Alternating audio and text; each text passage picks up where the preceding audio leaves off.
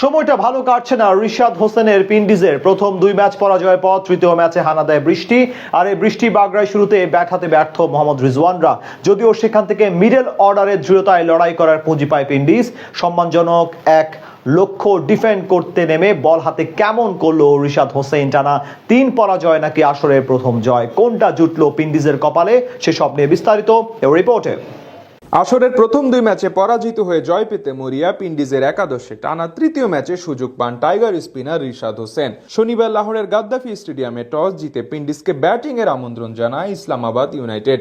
Batting এ নেমে প্রতিপক্ষের bowling তোপে শুরুতেই চাপে পড়ে পিন্ডিজের ব্যাটাররা। ইনিংসের দ্বিতীয় ওভারে রিচার্ড গ্লেসনের বলে মোহাম্মদ ফাইকের হাতে ক্যাচ তুলে সাজঘরের পথ ধরেন ওপেনার ইয়াসির খান। ফলে 4 রানে প্রথম উইকেট হারায় পিন্ডিজ। ব্যক্তিগত দ্বিতীয় ওভারে পিন্ডিজের টপ অর্ডারে আবারও আঘাত হানেন গ্লেসন। এ সময় দলীয় 15 রানে 8 বলে মাত্র 2 রান করে বোল্ড আউট হয়ে প্যাভিলিয়নে ফেরেন পিন্ডিজের অধিনায়ক মোহাম্মদ রিজওয়ান। অধিনায়কের বিদায়ের পর ব্যাট হাতে গুরু দায়িত্ব কাঁধে তুলে নেন কামরান গোলাম।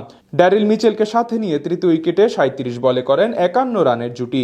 তবে সালমান ইরশাদের বলে মার্ক চ্যাপম্যানের হাতে ক্যাচ তুলে দিয়ে 15 বলে 19 রান করে সাজঘরে ফেরেন মিচেল। এরপর ব্যক্তিগত অর্ধশতক আদায় করে সাজঘরের পথ ধরেন গোলামও।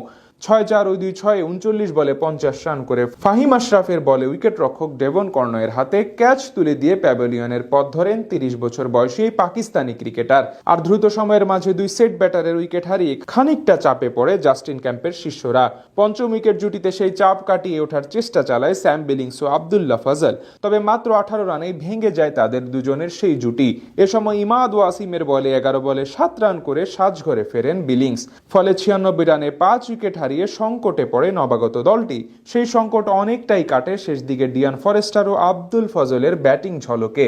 ফজল 16 বলে 23 রান করে দলীয় 117 রানে সাজঘরে ফেরেন। তবে ব্যাট হাতে এদিন সব আলো কেড়ে নেন ডিয়ান ফরেস্টার। 2-4 ও 4 ছক্কায় 19 বলে 44 রানের অপরাজিত ইনিংস খেলে পিন্ডিজের সংগ্রহ 156 রানে নিয়ে যান প্রোটিয়াই ক্রিকেটার। বল হাতে এদিন ইসলামাবাদের হয়ে 2টি করে উইকেট শিকার করেন রিচার্ড গ্লেসন, ফাহিম আশরাফ ও সালমান ইরশাদ। জবাবে 157 রানের লক্ষ্য তাড়া করতে নেমে সামির মিনহাজের দুর্দান্ত ব্যাটিংয়ে উড়ন্ত সূচনা পায় ইসলামাবাদ ইউনাইটেড।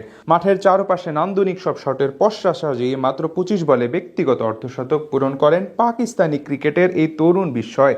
শেষ পর্যন্ত 7-4 ও 4-6 36 বলে 70 রান করে দলীয় 92 রানে জালাদ খানের বলে ড্যারিল মিচেলের হাতে তালুবন্দী হয়ে সাজঘরে ফেরেন সামির। এরপর ব্যক্তিগত তৃতীয় ইনিংসের দ্বাদশ ওভারে মোহাম্মদ ফাইকের উইকেট শিকার করেন রিশাদ। তবে ততক্ষণে ম্যাচের নিয়ন্ত্রণ নিজেদের করে নেয় ইসলামাবাদ।